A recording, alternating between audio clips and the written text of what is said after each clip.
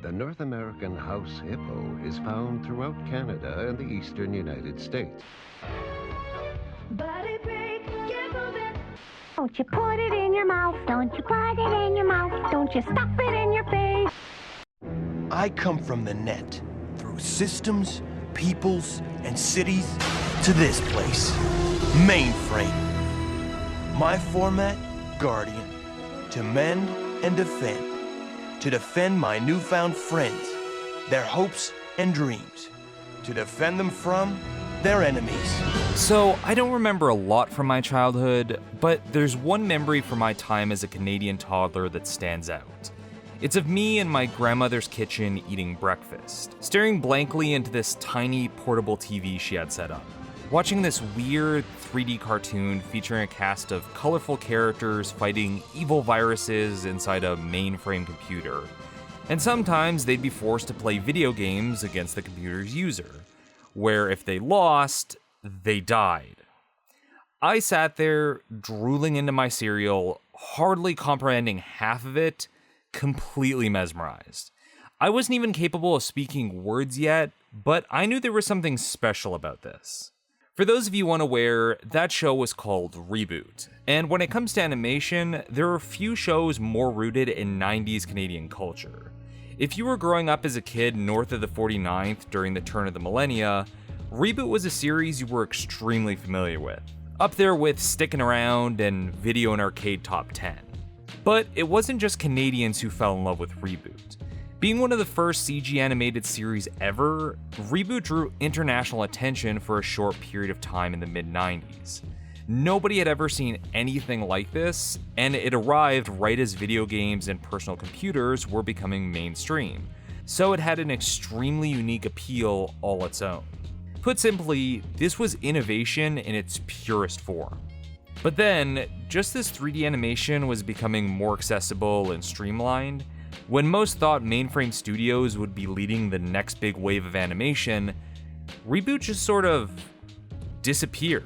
The series that blazed a trail for many tripped along the way and was ultimately left behind, as the studio that created it became known for bi-yearly direct-to-video Barbie movies. And it's not as if Reboot absconded into the night without anyone noticing. For over a decade, fans held out hope Reboot would make that grand return one day. And there was always whispers that it would be making a comeback, but to no avail. That is, until it did come back. A cruel joke from an uncaring god on high as they laugh and taunt their most loyal followers, and as the masses weep, crying out, "Why have you done this to us, Lord? We've done nothing but serve in your name!" They callously respond, "Because those who live life most pious will suffer more when faith betrays their damned souls." But we're getting a bit ahead of ourselves on that one. So, what happened? How did this iconic series get pushed aside for so many years, only to be brought back in the most unrecognizable form possible? Well, let's dig into that. Specifically, how Reboot helped to pioneer 3D animation as we know it, and the sad, predictable history that followed. No one knows for sure, but I intend to find out. Reboot! Now, going back to the first episodes of Reboot after all these years, it's very quaint. The intro tells you the bare basics of what you need to know. Bob is a guardian of Mainframe, and he's there to protect the system from the likes of Megabyte, Hexadecimal, and the user's games. From there, good luck piecing together everything else, especially if you aren't familiar with 90s computer lingo. I couldn't figure out how to beat that user. I must be basic. Basic? Whoa, don't be so rough on yourself. Then you have the visuals, which are equally as dated if you aren't into its retro charm. The lighting is harsh, the colors are crude, the expressions of movement are either extremely robotic or extremely exaggerated. No real middle ground. Looking at the footage, I'm certain some of you might be wondering why I'm bothering to talk about this for almost an hour. While rewatching the series for this video, I was actually able to show the first couple episodes to a few different friend groups who had never seen the show. And the prevailing initial response was, "Why it look like that?" Yeah, if I'm being completely honest, the first season of Reboot doesn't remotely hold up to modern standards for CG animation. But if you were around when it first aired, it was revolutionary. And I say that with no hyperbole. At the time, commercial CG animation was either used to enhance live-action film, usually relying on a mix of CGI, physical animatronics, and blue screen props, or that's it. For years, 3D animation was simply a tool for film and television production, not animated cartoons. So watching Reboot when it premiered was like seeing the Wright brothers at Kitty Hawk, or when Grandpa picked up a Wiimote for the first time. Going by this ancient press kit from 1995, Reboot was the world's first 100% computer-generated weekly animated series. That's right, this was the first... The first... Okay, so if you want to get technical, this wasn't the first computer animated series ever made, as a French production called Insectors aired earlier in 1994 when Reboot premiered. What Reboot did lay claim to was the first full-length weekly TV series made in CG, which was just as groundbreaking for its time. And honestly, going by everything we know now, it was a miracle it even got off the ground in the first place. Being the brainchild of Gavin Blair, Ian Pearson, Phil Mitchell, and John Grace, collectively known as The Hub and the founders of what would become Mainframe Entertainment, Reboot was originally conceived in the early 80s, but 3D animation software and hardware was nowhere close to what they needed it to be to produce a proper TV show of this scale. If you want a prime example of how archaic we're talking compared to what the first season of Reboot came to be, just look at the 3D animations Pearson and Blair created for the Dire Straits' Money for Nothing music video, and you can see why they had to wait. They couldn't do rounded edges, never mind proper lips or even multiple light sources. In fact, the decision to make Reboot set in a mainframe computer was originally to work around the limitations of the hardware, because that was the easiest way to explain away the blocky rigidness of late 80s 3D animation when they started working on the project. Why does it look like that? Oh, it's set in a computer. Reboot spent approximately 7 years in pre-development as the Hub gradually built a team and the hardware got to the point where it was remotely feasible for the show to be done. Believe it or not, early versions of Reboot looked even jankier. And the forces of chaos. That's me, Megabyte. I love to rumble and I hate to fumble. This is my partner, Hacker. Together we are real bad data. One thing that needs to be understood going forward is just how much of an insane gamble the founders of Mainframe were taking trying to get this production on air. Nowadays, you can get started doing 3D animation on a $3,000 PC with Blender and a few hours looking at YouTube tutorials. And even then, it's still plenty of work to make look high quality. But going into the early 90s, the hardware needed for this work costed hundreds of thousands of dollars per workstation. And starting off, Mainframe wasn't exactly rolling in cash. Unlike, say, Pixar, who had massive investments from the mouse, Mainframe Entertainment was attempting to get their show off the ground while working out of hotel rooms in Vancouver, Canada, stacking Silicon Graphics workstations onto desks that could barely hold them up. And this is where I have to make a confession of sorts.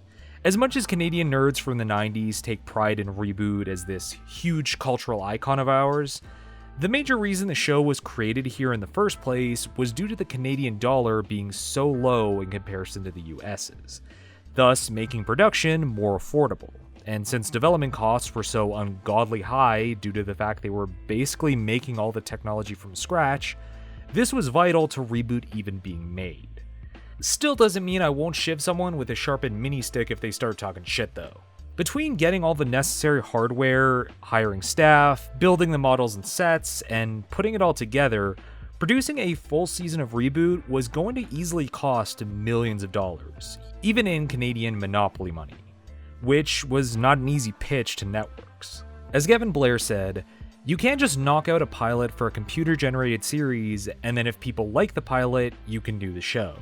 Because to buy all the gear, build all the models, all the characters, and all the sets to do a pilot, that's an enormous investment. You've got to do 13 episodes or none. Also, the people we were asking to sink millions of dollars into the project were a bit jittery because they weren't sure we could do it. We couldn't prove we were up to the job because nobody had ever done something like this before. So for them, it was a big leap, a huge gamble. The hub was basically asking for millions to back something they couldn't prove they could do, and nothing scares a network executive like an unproven concept. Fortunately, after a year of network pitches, Chris Broff, the producer for the studio, was able to sell ABC on the idea of funding it with the limited animations they were able to make, as long as they got exclusive rights to airing it in the US. With the backing from a large network getting them enough to scrape by and move up to a small studio, Mainframe was finally able to start working on Reboot proper. But that just leads into the next major hurdle, actually making the show. While they were working with state-of-the-art tech for the time, no one fully understood the software they were operating on, especially in the way they were trying to use it, and the workstations were being pushed to their absolute limits. The first year of production alone had a record of over 17,000 crashes from rendering, which likely explains why the first produced episode took 9 months to get made. Everything from asset creation to recording scenes required them developing and learning software to get episodes produced. Even doing something as rudimentary as lip-syncing the dialogue required its own proprietary software to be developed so that it worked with the model rigging. These were totally uncharted waters they were in, learning everything as they went, meaning the production was a total mess by all accounts. Where traditional animation had established a streamlined organization to its process that has everyone working on a specific role as production goes down the pipeline, everyone creating the first season of Reboot sort of had to be a generalist while putting together episodes week to week. Since there was no school or course for this type of production yet, a majority of the early staff were trained in traditional 2D animation and learning how to animate in 3D on the job. So there was plenty of internal squabbles about how to even approach a CGI show, which had its own strengths and weaknesses to be accounted for. And it was a process that we all had to learn as we went along, because we were working with people who had a great deal of experience in that traditional world, and they were going, well, this is how you do it in traditional animation. And we were going, we're not doing traditional animation, we're doing something completely different. So there was always that little bit of friction. But it's not like they could just slow down and wait until they perfected the production line, because Mainframe knew they weren't the only studio pursuing 100% 3D animation, as other creatives were quickly realizing the potential CGI had. As Scott Spears, a senior animator at Mainframe, said, "It was not even reinventing a wheel, it was trying to invent a wheel while the car was going down the hill, or build the car as you're driving it. But you're not just driving it, you're in a race. And you have to get to the finish line before anybody else." This was basically the space race, but replace getting to the moon with rendering a 21-minute animation without this happening. The production was such a slap-together nightmare at the start that after only 4 episodes, the show had to go on a near 2-month hiatus because the studio was behind schedule and the animators needed time to catch up. In order to fill the gap, the staff rushed to cobble together an alternate ending to the Medusa Bug episode so that it ended on a cliffhanger where everyone was turned back to stone by Megabyte. That they then gradually resolved with short teaser clips over the next few weeks while the studio got the next episodes finished proper. Now, normally this sort of thing wouldn't fly with a studio after already dumping millions into a project, but ABC was willing to indulge them because early audience reception was so overwhelmingly positive, and the network supposedly loved it too, though that love wasn't entirely reciprocated. Of the production struggles Mainframe Entertainment had to deal with, probably the most frustrating was ABC's own Standards and Practices Board. Now, it's not unusual for a studio to have to jump through a few hoops to meet the expectations of what a network wants to put on air, but for ABC's broadcast standards, it was an entirely different story.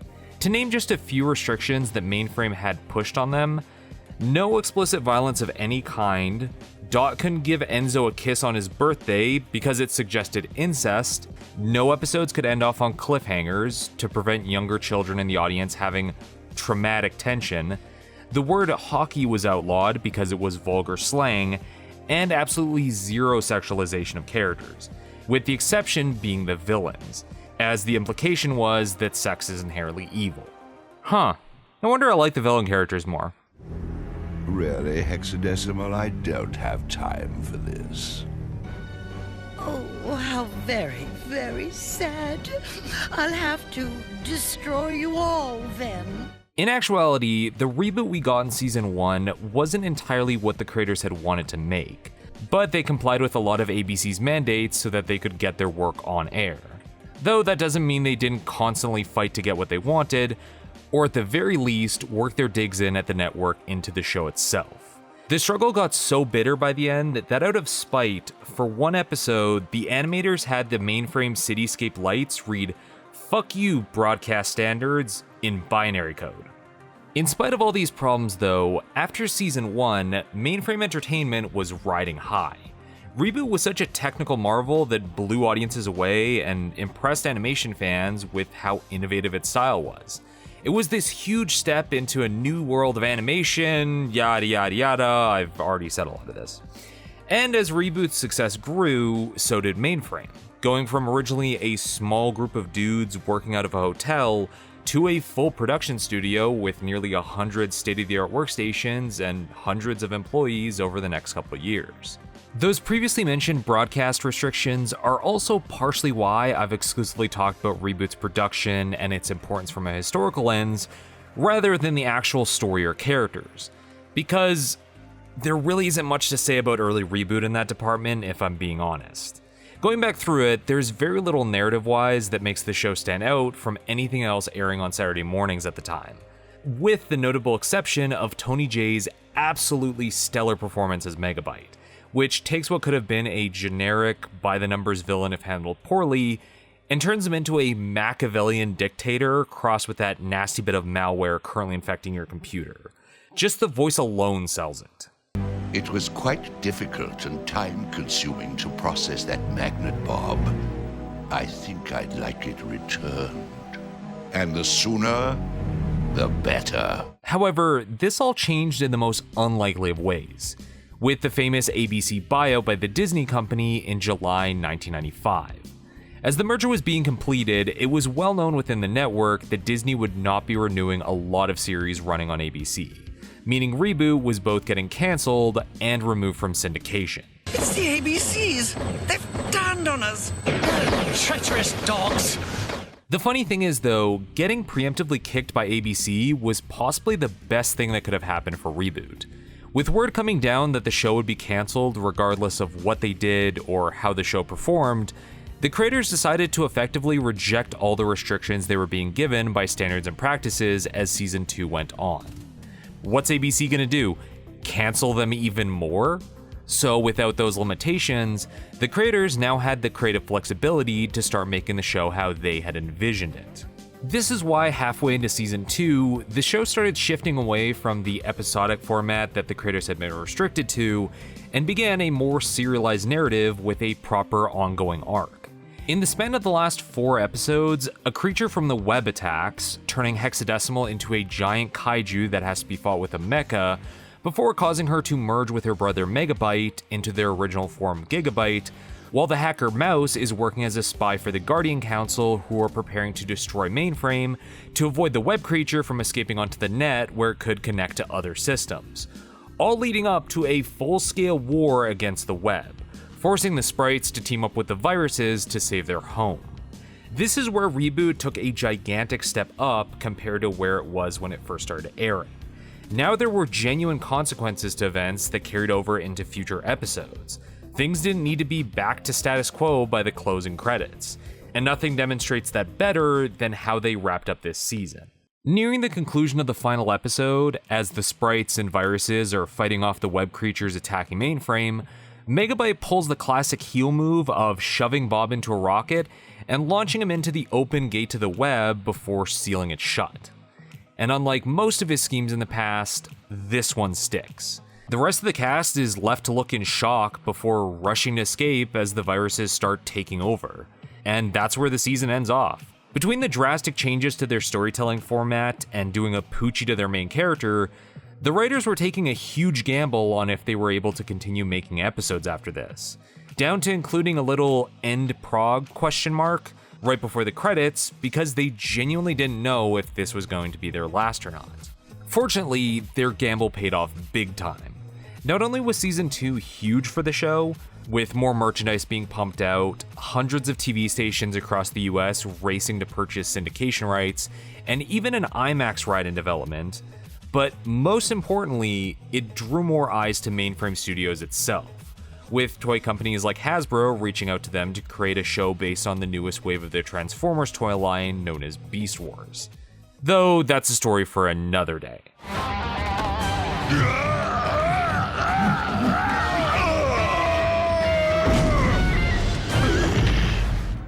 Now, this could have been it. Yet another series ahead of its time with a cliffhanger that would never be resolved. But we're not quite there yet, because Walt Disney wasn't interested in airing Reboot any longer, the Canadian channel YTV was more than happy to. Reboot had been such a huge hit in Canada when YTV was airing its own syndication that after Mainframe was inexplicably dropped by ABC, they quickly reached out to the studio to pick the series up for another season on their channel. Plus, not only was YTV giving the studio more funding for new episodes, but the cherry on top of it all was that they were also giving Mainframe near total creative freedom. So there wouldn't be any of the production hassles like with ABC's Standards and Practices Board. I can't say enough good things about YTV.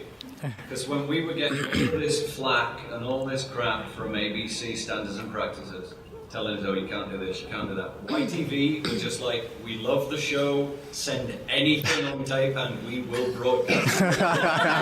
Finally, the team could make a full season of Reboot the way they always wanted to. And boy did they ever. As we already went over, Season 1 of Reboot is quaint, but nothing remarkable aside from its place in animation history. With Season 2, it progressively got better, especially once the creatives reached the point of, fuck it, we're gonna do whatever we want. But Season 3 is top to bottom fantastic, as that's when Reboot truly hit its strides beyond the technological novelty of CG animation, which also made noticeable improvements by this point as the staff got more familiar with the programs and the software improved. And this is where I'm gonna be gushing about Season 3 for a bit, so please bear with me. No longer held back by ridiculous censors, they could do all the James Bond references they could work in. If they wanted to have Ash from Evil Dead shoot Frisket in the face at point blank range, or put Dot into an Elvira costume, who's gonna stop them? But easily the biggest change with this season, by a country mile, is what they did with Enzo. Now, I haven't mentioned Enzo much so far because up until this point, he hadn't been much more than that child sidekick trope that had been mandated in nearly every cartoon at the time. That's not even my words, since that's pretty much how the creators felt about him early on too. The last thing Ian, Phil and myself wanted in the show was a kid. Because all Saturday morning shows had kids in them and they were really annoying and they got in the way and they were a pain in the neck and we hated them. Chris Bruff said, you have to have a kid in the show because you need somebody for the audience to relate to. Eventually though, the creators started to warm up to Enzo, but unfortunately didn't have much of a substantial arc for him to pursue.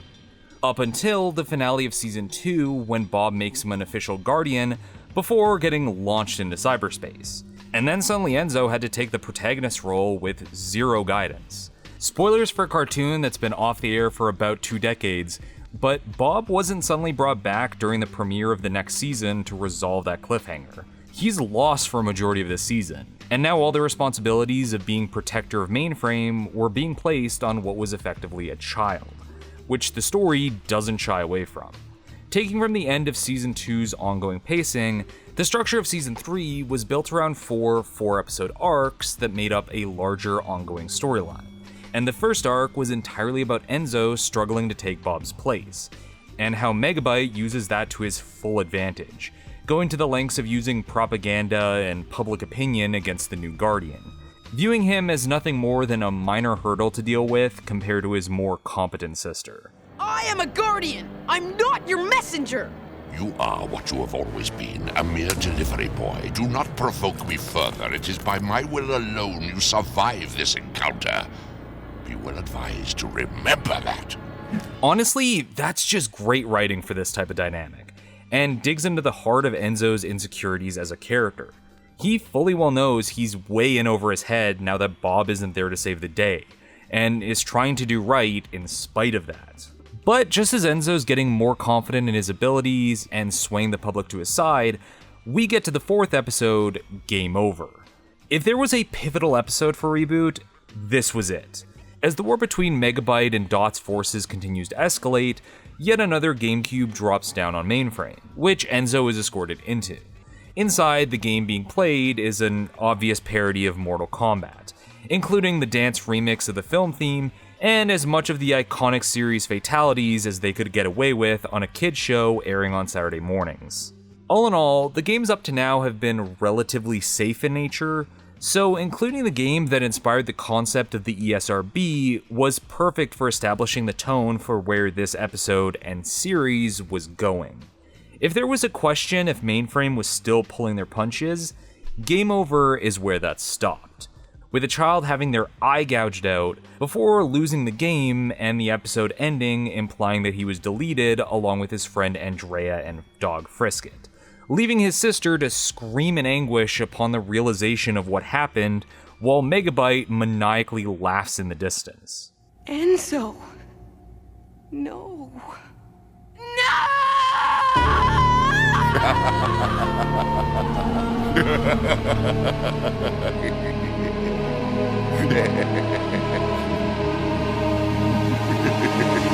Say what you will about early Reboot, but holy shit is that moment still haunting to this day. It was such a genuine shock that the show removed yet another character in such a brutal way after already yeeting their first protagonist into the web, that when the next episode a week later introduced a new character by the name of Matrix, fans were dumbfounded.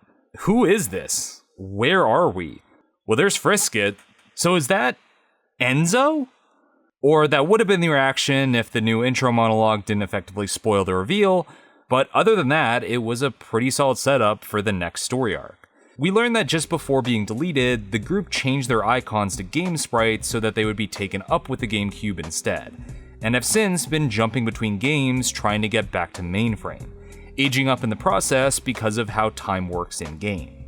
While some could make the argument that the shift to Matrix immediately after the episode where we see Enzo presumably being deleted is too fast, it was important to get that extreme juxtaposition going from the inexperienced and naive Enzo to the hard-edged and bitter Matrix in order to establish the character arc that they were developing. The writers even make a point of having the first episode with Matrix to include a young sprite that's transparently intended to emulate Enzo in the first season to show how much he's changed since. Thanks. That was pixelacious. Yeah, real alphanumeric.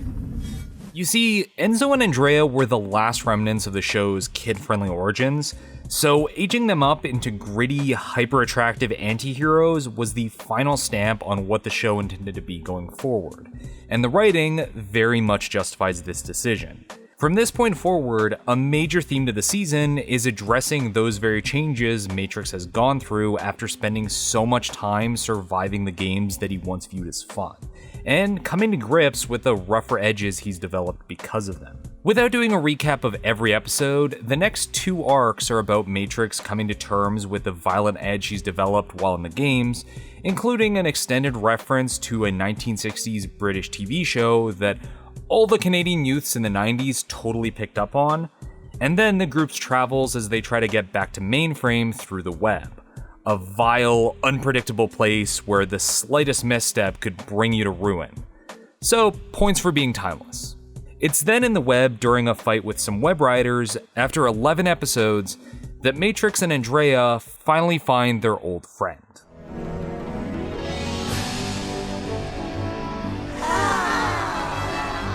You just can't talk in these things. Those with a keen ear will notice that this Bob sounds noticeably different than previous clips, and that's because Bob's voice was changed in this season to Ian James Corlett, the voice of Cheetor for you Beast Wars fans out there, due to the original voice, Michael Beignet, moving to LA and not being easily accessible in the later episodes of the season, which caused a bit of a stir with fans of the first voice, but we'll come back to that later. And that brings us to the final 4-episode arc of the season, with the crew finally returning to Mainframe, and Bob doing his original intro monologue from Season 1 to close out the web arc, and setting the tone as they find their old home in ruins after Megabyte was left to completely wreck shop with no Guardians round. An entire episode is then dedicated to Matrix and Bob going through the ruins of Mainframe as we see flashbacks to what happened after Enzo left with the game, and how Dot desperately struggled to keep things together through Megabyte's onslaught, along with all the emotional burden she carried with it.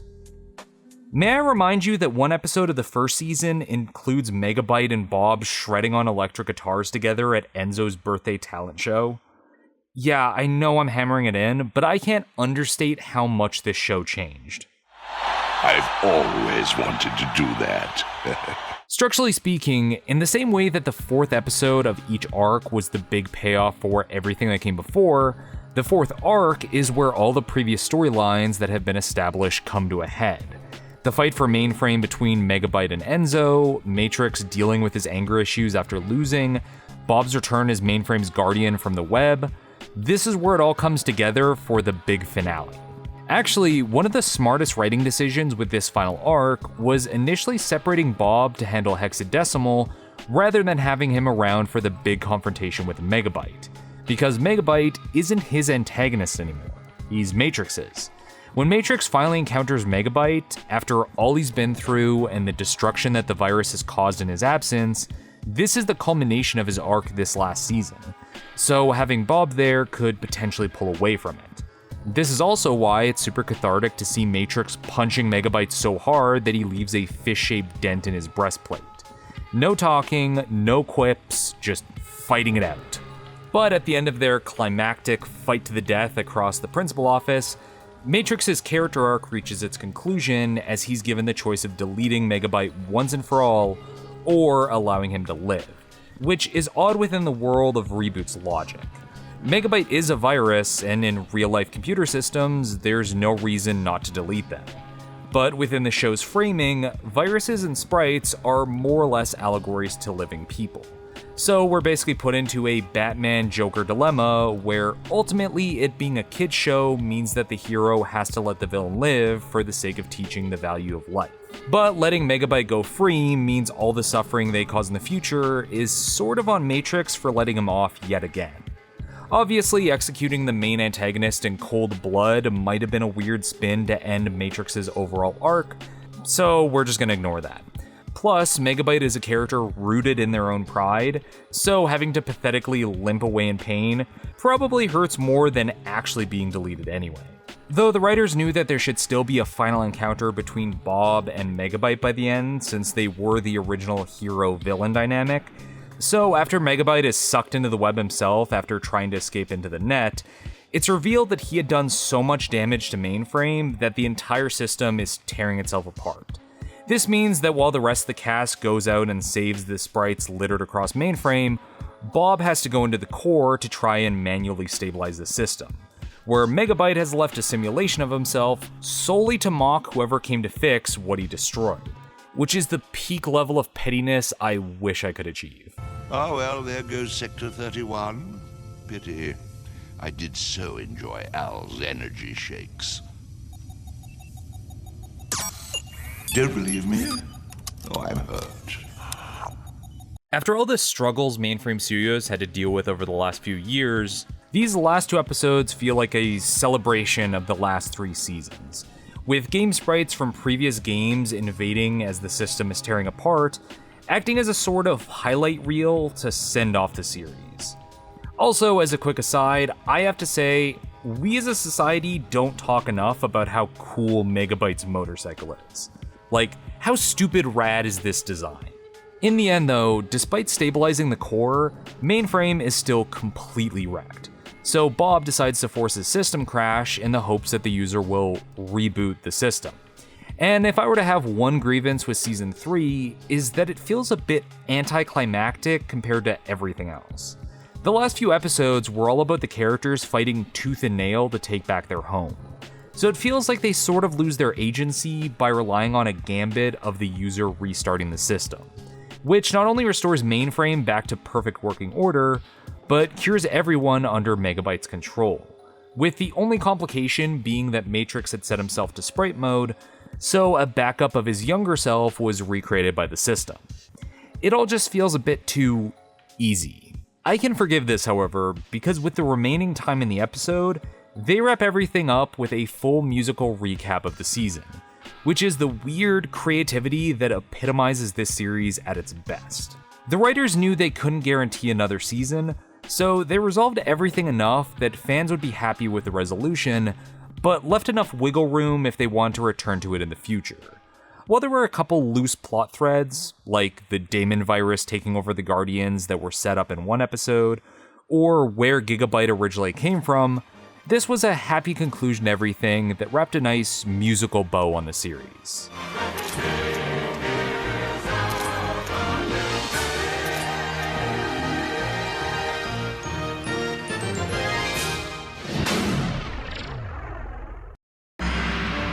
Reboot will return after these messages. We now return to Reboot. So after season 3 ended, Mainframe Studios were all prepared to put a close on Reboot before the rug was swept out from them yet again, with the focus now being on all the shows that they were being contracted to do for toy lines, like Weirdos. Does anyone actually remember Weirdos? That series with the gross bug-eyed characters racing souped-up cars? Always feels like a weird fever dream I had as a kid, and continue to be surprised when I checked to confirm that it was in fact a thing. Anyway, that was until Cartoon Network came knocking on the studio's doors about doing more Reboot, after how well it performed on their network once syndicated episodes of season 3 made it to the US. Megabyte will pay for this. Welcome to their world. Reboot, today at 4:30. Deus Ex Machina. These negotiations eventually led to a planned 3 2-hour direct-to-video films, which would then be trimmed and cut up into 4-episode arcs, and a special musical episode finale to wrap it all up, similar to the end of the last season. Not only was the show getting the films, but Cartoon Network was also planning to do a heavy rotation of the previous seasons in order to drum up excitement, which then drew interest from Irwin Toys, a toy company that was going to make a Reboot toy line for season 3 and 4 to go along with it. With everything lining up like it was, it seemed like season 4 was going to be Reboot at its absolute peak, and it could go out with the biggest send-off possible. Except it didn't. Somewhere during production, those previous deals and budgets got changed, leading to those 3 films going down to 2, and a lot of the extra planned material for them that would have been used for the DVD releases being cut out completely, so that they would make up 8 21-minute episodes exactly when chopped up for TV broadcast. On top of this, the heavy rotation of old episodes on Cartoon Network was also being axed, and likely smelling the loss of revenue happening, Irwin Toys lost interest and scaled back on their planned toy line. Basically, overnight, the season 4 movies that would have been a huge final blowout for Reboot's legacy was falling apart at the seams, and it was too far along at this point to cancel it altogether. So the creators at Mainframe pushed through, knowing that their original ideas were going to have to be chopped to pieces to fit those 8 episodes. So in the end, we got Damon Rising and My Two Bobs, which are a mixed bag. On the one hand, you have Damon Rising, which works as an exceptional follow-up to season 3, as it delves into almost all of the plot threads that were established in earlier seasons that never got resolved, like what happened to the Matrix siblings' father, Bob's history with Dot and Megabyte, the explosion that destroyed the twin server and created lost angles, Megabyte referring to Nibbles as father, and most importantly, the Damon threat that was teased by Turbo in the episode with no name. Admittedly, Gavin Blair has said that a lot of these threads were ideas that the writers mostly threw out there with no clear idea what the hell they were going to do with them, but the payoffs they came up with worked flawlessly for the story this film was putting together. After the cold and calculating Megabyte and the radically chaotic Hexadecimal, Damon is a fantastic contrast by falling right between them, being an all-powerful religious figure who takes over others' free will to do her bidding, saying that she simply wants to spread her word, but ruthlessly deletes anything that slightly displeases her. Where previous seasons were all scaled to focus on Mainframe alone, Damon's goal being the total unification of the net and having already dominated the Guardians immediately sets her up as a major threat right from the start, as Mainframe becomes the last bastion against her. And frankly, nothing conveys a villain better than making them French. Let us work a while together, Michel. I'm sure you have lots of fascinating things to tell me about Bob. By the way, can we still do the tourist thing? Despite being made for direct-to-video broadcasting, Damon Rising actually has the production and scale of a proper film. As a few years had passed since the previous season, the quality of the models and lighting had made a noticeable improvement. Shading is less harsh, characters' mouths articulate more clearly, and in general, everything has a smoother movement to it. The trade-off, however, is that the loss of the extremely cartoony aesthetic caused some of the characters to slowly migrate into the uncanny valley territory, where they were just detailed enough to be off-putting in certain shots. Especially Bob here. I had a meeting with Turbo just last second. Well, he thought my ideas to reprogram viruses for the good were radical. Looking over Damon Rising, it's the film that probably came away from the production issues the most intact, since the core ideas came from a film concept that the creators had come up with years ago before doing season 3. If it wasn't for the last-minute introduction of a second Bob right at the end to set up the next movie, Damon Rising would have been the perfect place to end the series. My Two Bobs, on the other hand, is a less impressive affair, as you can clearly feel the production issues that happen behind the scenes. I wouldn't say My Two Bobs is bad per se, but it's a movie with only 2 acts and no resolution. So there's a severe lack of payoffs, and following up Damon Rising doesn't do it any favors.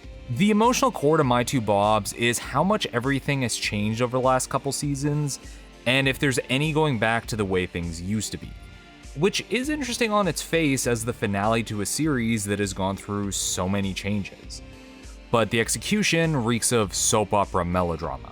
2/3 of the movie ends up being a lot of meandering, since the sole storyline is focused on the build-up to a wedding and Dot's decision on which of the Bobs to go with. There are some interesting moments, like Glitch Bob having an existential crisis on if he's the copy or not, but most of it ends up feeling like padding since a majority of the cast doesn't have anything to do.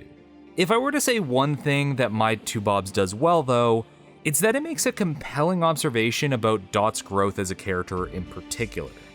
After seeing 2 of her loved ones disappear right in front of her eyes, seemingly forever, and surviving through the entire war with Megabyte, she desperately wants to return to the simple, happy, episodic days of Season 1, which is the core of her struggles deciding which Bob to go with. Busted up Glitch Bob represents all the turmoil she's been put through these last few cycles, while the clean Bob is a reflection of when things weren't so complicated. That's why it makes sense that she ends up choosing the latter, and also why the reveal that they're actually Megabyte in disguise ends up hitting that much harder. There's no going back, and that's something she has to come to terms with. Actually, a clever move they made with this movie was that for the original Bob, Mainframe was able to bring back Michael Beignet for the voice, further emphasizing how this version of Bob looked and sounded like the one everyone in Mainframe was familiar with and might naturally gravitate towards. Plus, after the actual Bob returns to his former self once the confusion over which one is which is sorted out, Beignet takes over as the main voice proper again, implying that all the damage he took in the web and being fused to Glitch was what caused the voice change in the first place. Probably not something the team planned for when they originally recast the voice, but retroactively improved the storyline nonetheless. I've missed you, Guardian. Welcome back. Back and fully charged. Let's do it. Anyway, after the reveal of Megabyte's return as a Trojan horse virus causes utter chaos across Mainframe, he gradually snakes his way into the main command room of the principal office, and then declaring, "Prepare yourselves for the hunt." And cut to black. That's where Reboot ends, never to be resolved. When you hear about Reboot fans wishing they had gotten just a bit more, this is why. It's not just that they wanted more of a thing they liked, It's that what they got never had a proper resolution. The conclusion to the final episode was the primary villain of the series returning in a position to take complete control, stating that they were going to hunt down the heroes, and then nothing. Supposedly, Gavin Blair and Ian Pearson vehemently fought between doing the film where they crammed as much as they possibly could in the allotted runtime given, resulting in a rushed but finished story, or following the script how they wrote it, but cut it off on a cliffhanger at the build-up to the third act. Ultimately, they agreed it would be better to leave the story unfinished with the hopes that they could eventually come back to resolve it, rather than end the series on a poorly paced finale that would have felt messy and unsatisfying. But then that begs the question some of you might be asking. If it wasn't cancelled and YTV or some other network was still willing to fund further seasons, why didn't they continue making more Reboot? At least to wrap up the unresolved ending. Well, it was a bit more complicated than it being cancelled by a network like in the past. You see, after 1997, when Mainframe became a publicly traded company on the Toronto Stock Exchange, the studio began posting yearly losses, being down $17 million for 1999 alone. Even with Reboot being a massive success along with their other shows like Beast Wars and Shadow Raiders, seasonal CG production was still ungodly costly at the time, and the studio's devil-may-care approach probably didn't help matters. Not to say that the production at Mainframe was incredibly lavish, but they also had their own company hockey team with personalized jerseys, so it's hard to say how good they were with their budgeting. That's why the cut-down production issues with Season 4 hit so hard, because the larger toy line and extra rotations of older episodes would have been massively beneficial to the studio. And losing out on those deals meant Mainframe had to shift focus away from Reboot and take on more outside projects from toy companies just to stay afloat financially, since they posed less creative risk. And to add further salt to the wound, the studio ended up undergoing a massive corporate restructuring, with most of the founders stepping down from previous management roles if they hadn't already. So whether it was the general tedium of having to work in a studio that had become too large and corporate focused, or all the struggles of getting the shows and movies they wanted to do on air, within a year of the Reboot films premiering, both Pearson and Blair had left Mainframe altogether, and with them, the ideas they had for where Reboot was planned to go after the last movie, just in case they got the chance to revisit the series again in the future. And it wasn't just those two either. By 2005, all the original staff that founded the company and helped to start this revolution in 3D animation as we know it had all resigned and moved on to other things. So ultimately, Reboot's fourth and final season was a loving send-off from the hub, who could see the company they had founded almost a decade prior was slipping away from them. And it's tragic they were never able to complete it the way they had originally planned. As many of the people who built the company grudgingly left Mainframe, the remaining teams still continued to make banger animations for the next few years after Reboot ended, such as Canada's answer to Redline. But as time marched on, the creative spark, the soul that the company was built on, was quickly fading away. I'd love to see Reboot come back somehow in some form. I'd love to see it, whether it's a movie or even a TV movie, another series, whatever. I'd love for it to continue, to return and to continue, as long as it stays true to its self and to its origins and to its past. So this is where I'm going to give the Reboot fans in the audience an out. You can just stop watching here. You know where this is going. You don't want to go there. I don't want to go there. But I've sunk too much cost not to finish what I've started. Fox, listen to me. Hold on. You don't have to do this. Okay? It's canceled. It's gone. We all decided. Okay, remember? We're never going to talk about it again. Let it go away. There's no reason to dig up old wounds. Please. Sorry, Wolves, but it's got to be done.